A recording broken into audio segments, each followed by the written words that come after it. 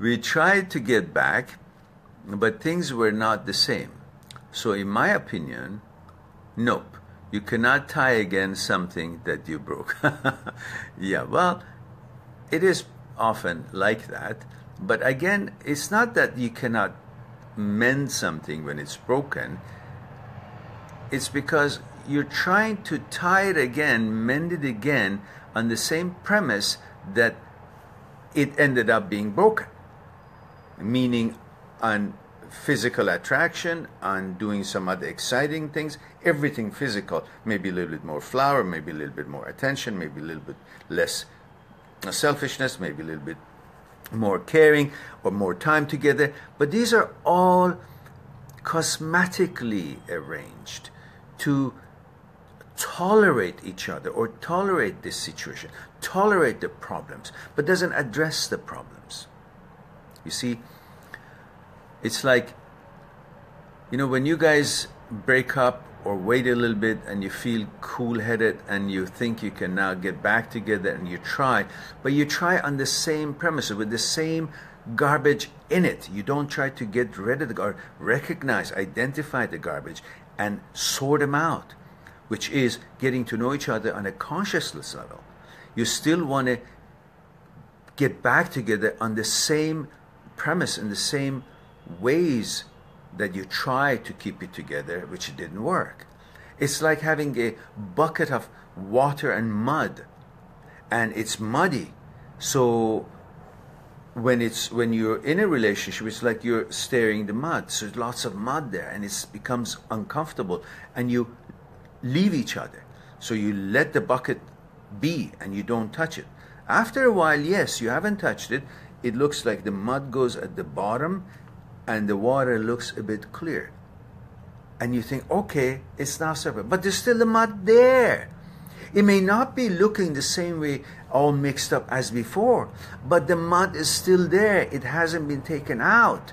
So just being separated for a while and having a cool head and ready to start again is just like you had a marathon and you waited along, you had nourishments, and you're regenerated and your energy is back and you're ready to do it again. But you're going to do the same and feel the same way because it's the same how it's going to take out of you in the same way, and you're going to feel at the end of it in the same manner.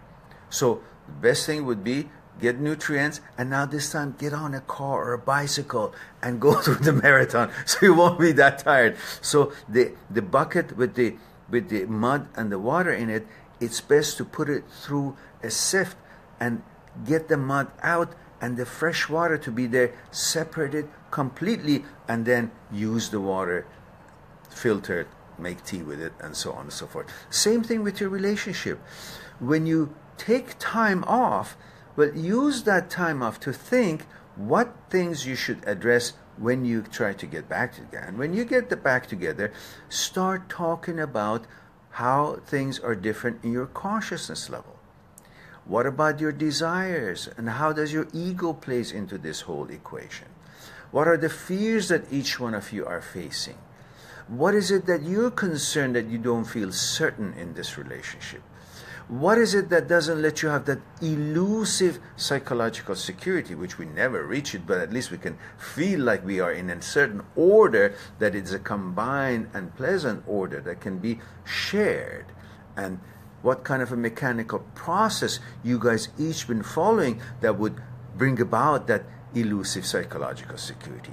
All these are the things that you need to be talking after that initial time that passed and you guys kind of have a cool head now. Otherwise, you get back together, again, the same mud is in the bucket, you stare at it a little bit, it comes up and it looks like garbage, and you again become dissatisfied and disillusioned and disappointed. So you have to get back and understanding each other's consciousness and try to address things on consciousness level, and so you can bond on conscious level, which it will lengthen and strengthen your relationship, and understands how you can develop it and advance through life together as a team, and not just based on physical things or material things they can do or buy for each other, and give a little bit of a boost of joy and happiness and have an excuse to be happy. You don't want to have an excuse to be happy. Happiness should be based on the fact that I understand it's the field of the known, not just my own consciousness, but also my partner's consciousness. So we are all in a very safe and certain, psychologically secured environment, because it has now created a field of the known as much as possible between both of us, not just mine. And when you create that field of the known based on understanding, bonding, consciousness level, then you have created that bit of a psychological security, bring that certainty, and the bond would not be temporary based on some physical flashes and here and there.